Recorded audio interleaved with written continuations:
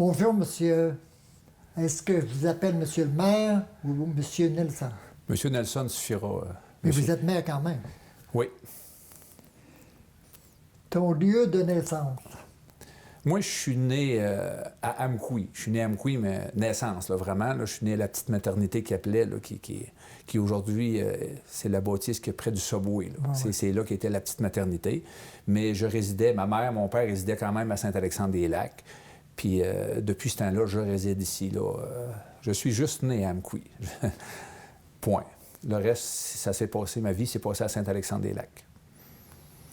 As-tu connu, toi, tes grands-parents, des deux côtés? Oui, j'ai eu la chance de connaître mes grands-parents Roussel et mes grands-parents Pilote. Peux-tu les décrire un peu? Je vais commencer par mon grand-père Roussel. Mon grand-père Roussel était une personne de petite stature. Peut-être, je ne sais pas, 5 pieds quelques, mais dans les bas chiffres, là. Un travailleur incomparable, parce que 18 enfants avec ma grand-mère, je pense qu'il fallait le faire avec une ferme. Les élever, leur donner à manger, c'était quelqu'un de très vaillant, puis qui aimait les enfants, ça c'est sûr et certain. Si je passe à ma grand-mère Roussel, c'était une sainte. Moi, j'appelle ça une sainte. Ça. C'était jamais un mot plus haut que l'autre. J'ai jamais entendu ma grand-mère élever la voix. Elle était charitable. Elle était charitable, elle était calme, elle était toujours posée. Puis ça, c'était ma grand-mère. Du côté de mon grand-père Pilote, moi, vous le savez pas parce que là, mon père est décédé, j'avais 2 ans. Et j'ai resté avec ma mère chez mon grand-père paternel. Pilote, mon grand-père Pilote. Puis quand mon père est décédé, je n'avais que 2 ans. Donc, la personne qui était dans la maison masculine, c'était mon grand-père Joe. Mon grand-père Joe, c'était un bonhomme, là, lui, c'était la même chose. On a fait des coups pendables, moi, mon frère, puis un autre de mes cousins qui a été élevé par eux autres, là, mon grand-père et ma grand-mère. Jamais un mot, jamais chiolé. Tout ce qu'on entendait, « Ah, les petits gars!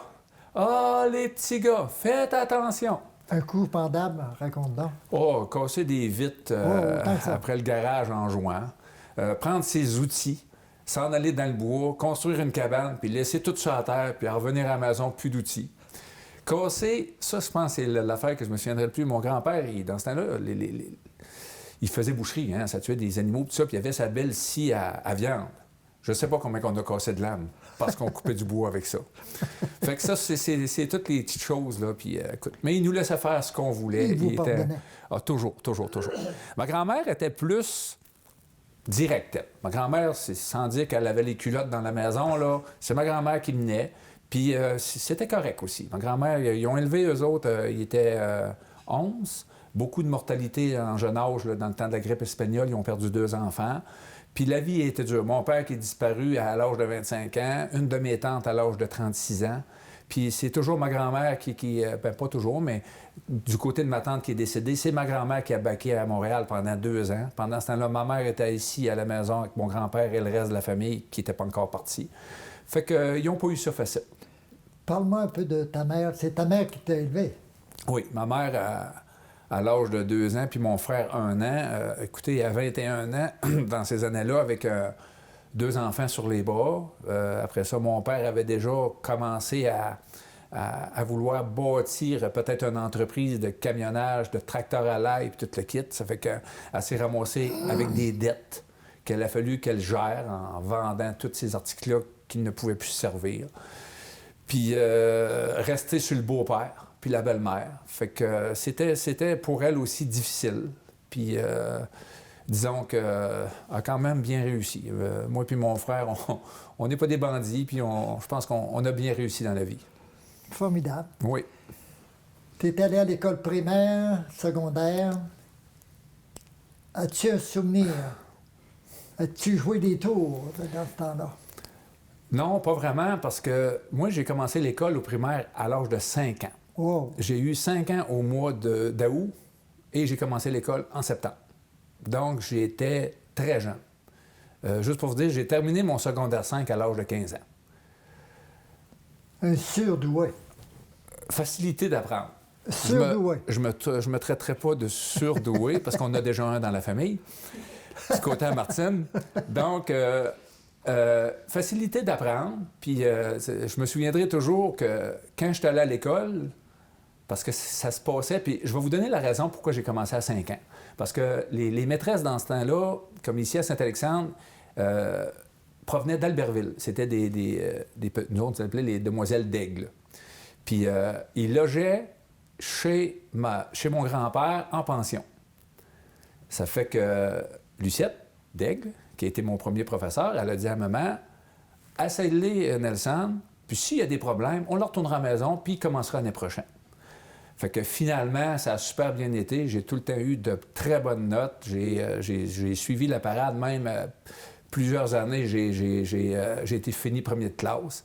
Ma 5e année, je ne l'ai pas faite, je l'ai sautée, parce que j'avais terminé ma 4e année avec des notes beaucoup supérieures à la moyenne. Puis ils ont décidé de me faire passer directement en 5e année. Fait que si tu veux un petit point que je me souviendrai toujours, 2 points. Le premier, c'est que quand je suis revenu à la maison à l'âge de 5 ans, puis j'ai dit à ma mère, je suis le plus jeune, mais je suis le plus grand. J'étais quand même assez grand, ça fait que ça paraissait pas tellement. Puis l'autre aspect, vous allez rire. Ça m'a frappé, là. C'est que, René, tu sais comment était l'enseignement dans ce temps-là. J'étais en 3e année et j'avais terriblement envie de pipi. Fait que j'ai demandé à la maîtresse d'école, j'ai dit « Madame, est-ce que je peux aller aux toilettes? » Elle m'a répondu « Non, attends après la prière. » Parce que quand on finissait à 11h30, il fallait faire une prière avant d'aller dîner.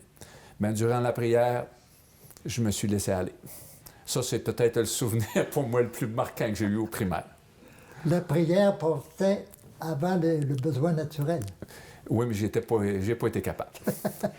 Fait que ça, c'est un fait qui va rester gravé dans la mémoire pour le restant de mes jours. Mais pourquoi tu n'as pas continué à l'université, au cégep à l'université? C'est quand tu as 15 ans, René, tu n'es pas prêt à choisir dans quoi si tu veux t'en aller. T'es pas prêt. Moi, j'étais pas prêt.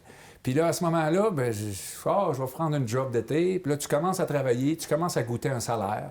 À quelle place? Puis j'ai commencé dans ce temps-là, ça s'appelait le marché Jabot, l'ancien marché Vien. Puis là, tu commences à goûter à une paye, puis tu commences à goûter à vouloir t'acheter une auto, puis tout le kit. Puis ça a fini que j'ai lâché ça, puis j'ai eu, moi, l'appel de la forêt. J'aime être dans la nature, donc je me suis ramassé travailleur, puis j'ai pas retourné à l'école à ce moment-là. Tu n'as pas retourné à l'école, mais tu as fréquenté des filles. Et je voudrais savoir comment tu as pu accrocher, marier un être extraordinaire. Oui, bravo. Tu l'as décrit bien. Oui. Comment tu as fait ça? Tu l'as décrit bien, Martine. Je te dirais que la première rencontre que j'ai eue avec Martine, c'était... on faisait l'inventaire. Puis la sœur à Martine travaillait, elle aussi, à cette épicerie-là, au marché Jabot, dans le temps. Puis Martine, qui travaillait à ce moment-là dans une petite crèmerie que tu connais très bien, pour en avoir été, je pense, le propriétaire.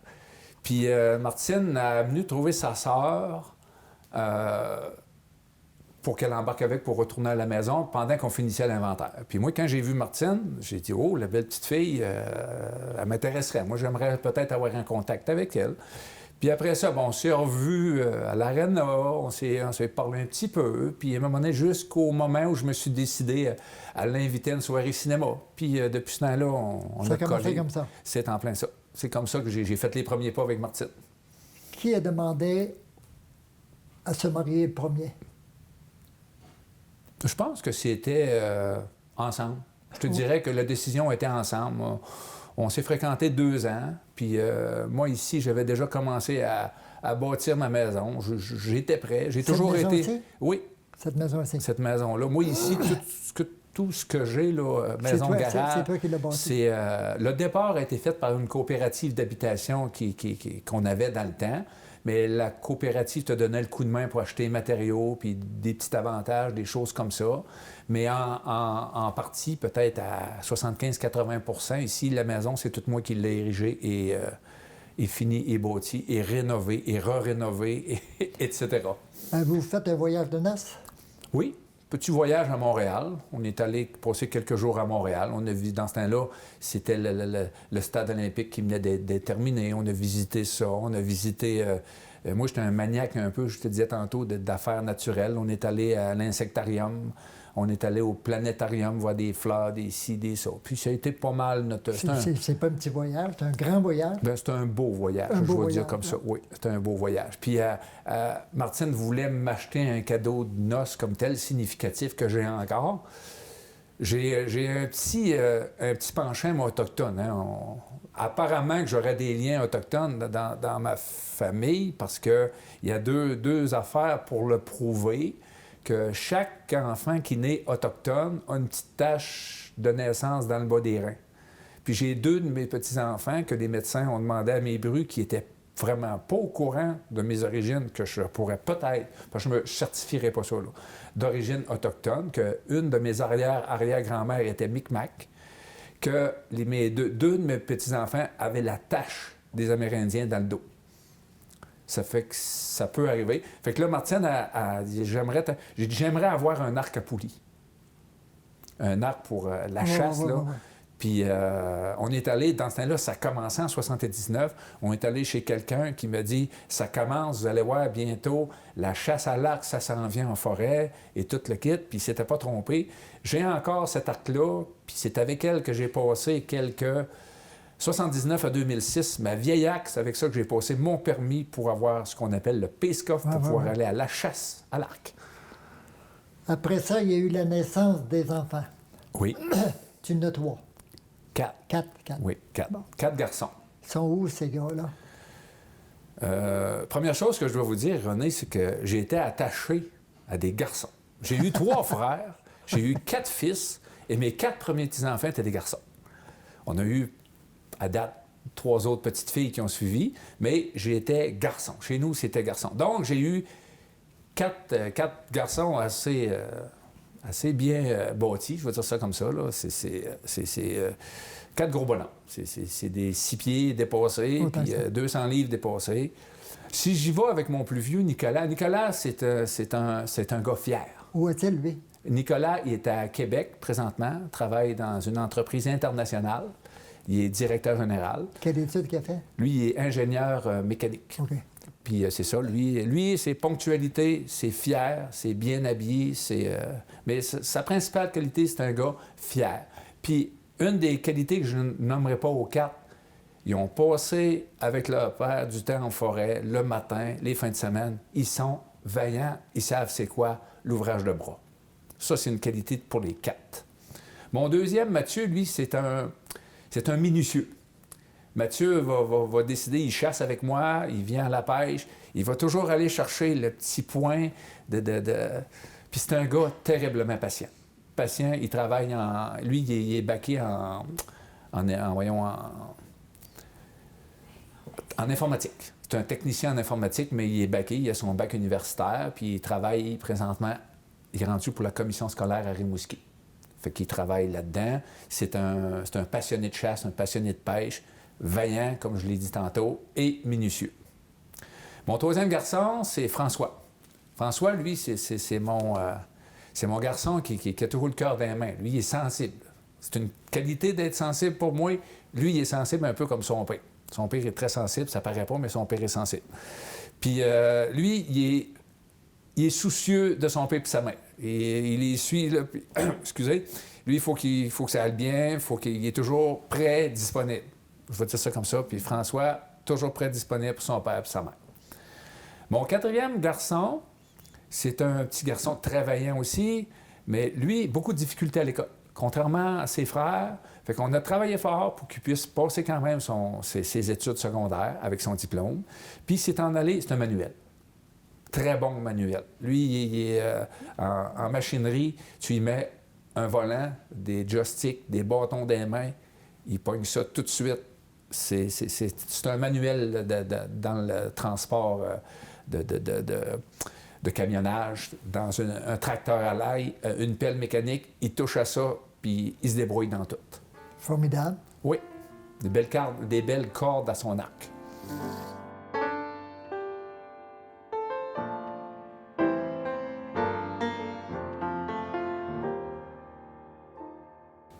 Bonjour, Madame Ouellette. Bonjour, monsieur. On me dit que vous êtes conseillère Oui. Au village de Saint-Alexandre-des-Lacs. à Saint-Alexandre-des-Lacs. Oui. Et vous êtes à côté de Monsieur le maire. Oui. Avez-vous un petit mot à lui dire? Un petit mot à lui dire dans le sens positif. Il aime bien parler. Puis ça, c'est un plus, d'après moi, pour un maire du village, parce qu'on rencontre des pour et des contre selon les réunions qu'on a. Puis normalement, il est pas mal tout le temps... il s'intéresse beaucoup au sujet, puis pas mal tout le temps, il s'informe. Il s'informe beaucoup de ce qui se passe, tout ça. Puis là, il amène ça aux réunions, puis il nous explique tout ce qu'il y en est. Puis si on ne comprend pas, bien, il peut l'expliquer plusieurs fois. Puis moi, je trouve qu'on a un bon conseil municipal. Puis ça va très bien. Tout le monde est pas mal d'accord, c'est pas mal tout. Puis on a beaucoup des beaux développements. Le village s'est beaucoup développé depuis que Nelson est là. Puis on a d'autres beaux gros projets à venir, qu'il va même paraître sur le site historique, parler des chutes à Philomène. Puis sur le guide touristique aussi. On est sur le guide touristique, puis ça va très bien. Moi, je trouve qu'il y a beaucoup de développement dans la petite place. Puis à la table du conseil, si j'ai compris, il est capable d'écouter. Oui. Il faut lever la main, là, comme à l'école, mais il n'y a pas de problème.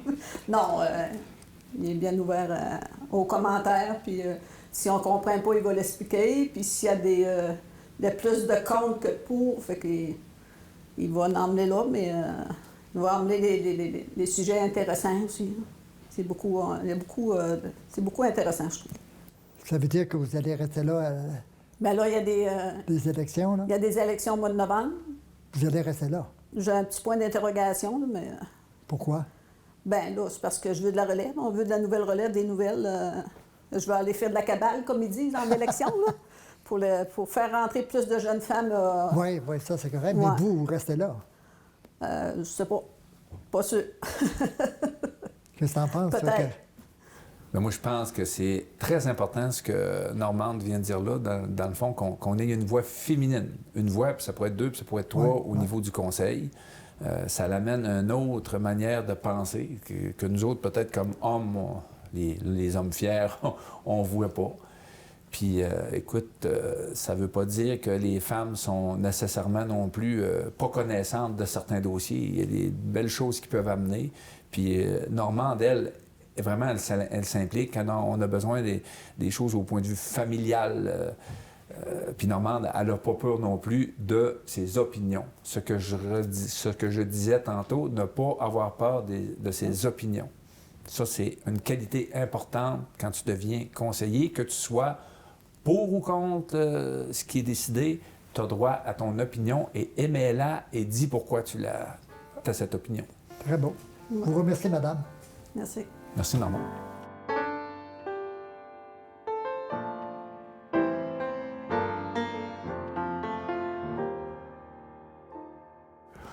Nelson, tu as été conseiller pendant combien d'années? Je suis rentré au conseil en 2005, c'est ça, 2005. J'ai fait un mandat complet de conseiller. Après ça, j'ai fait à peu près un demi-mandat comme conseiller aussi parce qu'il est arrivé la fatalité à notre mère de mourir d'une crise de cœur sur la piste Qui de était danse. maire? M. Jean-Marc Roy, qui m'avait incité à devenir conseiller avec son équipe pour participer au conseil de la municipalité. Puis je me suis fait catapulter un peu rapidement. C'était pas dans mes prévisions d'être maire. Mais tout le monde m'a regardé puis on dit « Nelson, c'est toi qui remplaces Jean-Marc, puis on veut que tu sois là. » Puis depuis ce temps-là, ben, je suis à la mairie de Saint-Alexandre. Ça fait combien d'années? 2005 à 2012, 7, 2012, là, ça va faire ma 9e année là, de maire. De quoi tu es le plus fier? Pour moi, ce que je suis le plus fier, c'est de travailler en équipe. Travailler en équipe, ça, c'est important. Un maire ne peut pas diriger une municipalité tout seul. c'est impossible. Il faut que le conseil soit présent, il faut qu'il donne son coup de main, il faut qu'il donne son approbation, il faut qu'il ait un peu les mêmes idées des développeurs que toi. Les réalisations qu'on est le plus fier, c'est possiblement parce qu'après des années d'attente, on a réussi à installer un système de réseau potable à une grosse partie de la population à Saint-Alexandre. On avait des places que l'eau était comme considérée comme plus bonne à la consommation. Puis ça a été vraiment un effort, ça. J'ai travaillé fort là-dessus. J'ai même provoqué un peu une madame responsable au niveau de Québec là, pour l'inciter à accepter notre projet. Parce qu'elle voulait virer de bord, dans le fond. Elle voyait ça moins gros, moins coûteux. Mais on a passé à travers, puis on a réussi à inculquer ce projet-là pour l'eau potable. Ce que je suis fier aussi, c'est que, toujours pas tout seul, il y a des comités qui s'appellent Comité de développement à la Caudale, avec des individus, puis là, je nomme pas personne, parce que je n'oublierais. On est en train de mettre le fameux développement des chutes à Philomène. Ça me tenait à cœur. On a un joyau dans la municipalité, puis que ça fait longtemps qu'on cherche quelle avenue on pourrait y donner. Puis là, on a trouvé notre créneau. Ça va sortir très bientôt. Le fait on appelle ça une via ferrata avec une tyrolienne qui va s'installer aux chutes à Philomène. On a eu l'an passé avec faut pas oublier aussi le club de VTT qui s'est vraiment mis dans le décor là, 2 ou 3 ans avec un belvédère unique au Bas-Saint-Laurent une 60 quelques pieds de long dans le vide qui donne accès aux personnes à mobilité réduite de pouvoir voir les chutes d'en haut. Ça a fait boule de neige. L'an passé, on calcule, on a eu probablement autour de 15 000 visiteurs au site de la chute à Philomène. Puis qu'à partir de là, on pense que le développement qu'on va faire d'une via ferrata, là, ça va peut-être être le plus gros projet là, qu'on va avoir réussi à mettre sur pied. Là. Pour le reste, bien, les réalisations, des fois, c'est minime, mais c'est l'entretien de nos routes. C'est comment dirais ça, donner de la commodité à nos citoyens avec un parc de jeux vraiment plaisant, le fun. On a rénové notre patinoire. On est en train présentement de travailler notre terrain de balle. Je te dirais, fier des réalisations, c'est qu'il y en a beaucoup. Des fois, c'est pas gros, mais c'était indispensable. Puis l'eau potable, bien, on le sait, hein, l'eau, c'est comme l'électricité. Il suffit d'en manquer pour comprendre qu'on en a besoin. Tu fais partie de la MRC, tu y vas comme maire. Oui. Est-ce qu'ils ont des beaux projets, comme ensemble des maires? La MRC, je vous dirais, essaie toujours de grouiller, là, d'essayer d'être innovatrice, d'être... quand je parle de la MRC, c'est l'ensemble des maires, puis tout ce qui entoure la MRC elle-même, là, comité de développement, entre autres. Puis il ne faut pas oublier non plus que tu touches à plusieurs facteurs que le monde demande de t'occuper. Tu sais, veut dire, c'est au niveau du Conseil de sécurité publique, c'est des maires de la MRC qui s'occupent de ça, j'en suis un. L'éco-site. Puis là, moi, je nomme dans ceux que je suis participant à un comité de surveillance de la santé. Bon, mais il y a plein d'autres entités que la MRC s'occupe. Le gouvernement catapulte beaucoup de responsabilités au MRC. Par le fait même, il les catapulte aux municipalités. Fait que oui, mais il y a des projets dans l'air. Oui, écoutez, on veut restimuler la population. On voudrait que la population recommence à monter, tout au moins d'arrêter la démographie. Ça, c'est hyper important. Ici, dans la paroisse, il y a des jeunes familles. On est une des municipalités les plus jeunes. Oui, c'est vrai. Nos jeunes ont resté... mais pourquoi, d'après toi, qu'ils viennent ici? Pourquoi qu'ils restent? Sentiment d'appartenance. Je pense que j'en suis un d'ailleurs, on en a parlé plus tôt, que j'aurais pu partir, moi, à l'âge de 16-17 ans, m'en aller travailler à Montréal, au Stade olympique dans ce temps-là ou ailleurs. Mais on a fait un choix. C'est un choix de vie qu'on fait, hein, de rester dans une municipalité comme la nôtre, où le grand air, l'espace, tout est possible. C'est beaucoup plus facile pour moi, ça dépend comment on le voit aussi, d'élever une famille dans des grands airs comme on a ici, que dans des blocs d'asphalte, puis des trottoirs, puis des clôtures, puis une restriction là, de pollution, appelez ça ce que vous voulez. Fait que je pense que beaucoup de jeunes ont compris ça. On sacrifie souvent le salaire pour le bien-être. Puis nos jeunes ont vu d'autres comme moi. Moi, je me suis installé ici, puis va chercher ta maison le plus vite que tu peux, installe-toi le plus vite que tu peux. Un coup, tu vas t'installer, puis tu vas avoir réussi à payer ta maison. Tu vas avoir beaucoup de disponibilité monétaire pour entrevoir d'autres projets. Oui. Là, je change de ligne, de chemin. Oui. On va prendre un chemin délicat, plus délicat. C'est pas de la gravelle, là. La pelouse. Tu n'es pas obligé de répondre, évidemment. As-tu la foi au Christ? J'ai la foi en Dieu. Dieu, c'est le Christ. Ouais. OK? J'ai la foi en Dieu dans le sens que moi, je ne crois pas qu'on est ici et qu'il n'y a rien après. Avec tout ce qui a été dit, vu, écrit, c'est impossible qu'il n'y ait pas des vérités là-dedans. Moi, c'est de même que je le vois. Puis il y a trop de choses qui se passent on va dire, dans le monde pour penser qu'il n'existe rien après. Moi, je suis convaincu que... Moi, je me couche le soir, puis je parle à mon père, je parle à mon grand-père, je parle à mes grands-pères, à mes amis, puis j'ai des amis décédés. Puis, tu sais, je leur dis, j'espère que vous me regardez, là, tu sais, parce qu'un jour, on va s'en revoir. Tu sais, moi, pour moi, c'est ça, là, la foi. Si je comprends bien, tu crois en la résurrection. Si ton père, tes amis sont encore vivants, autrement. Je crois qu'il y a quelque chose après. Bon. Je vais te dire ça net comme ça. Je crois qu'il y a quelque chose après. On ne sait pas quoi. Mais j'y crois. Oui. Et ta foi se manifeste dans ta prière, quoi? Souvent, tu vas entendre le monde dire que c'est quand on a des épreuves qu'on manifeste notre foi. Puis, tu sais, on est un peu tous comme ça. Moi, quand ça va mal ou j'ai besoin de quelque chose, je vais me virer vers en haut, je vais dire « Hey, en haut, donnez-moi un coup de main. » Moi, c'est comme ça que je le demande. C'est comme ça que je le vois. Moi, puis ça, ces questions-là que tu nous poses, c'est vraiment personnel. Ah ouais, c'est personnel. C'est personnel, puis moi, c'est comme ça que je pense. C'est juste ça.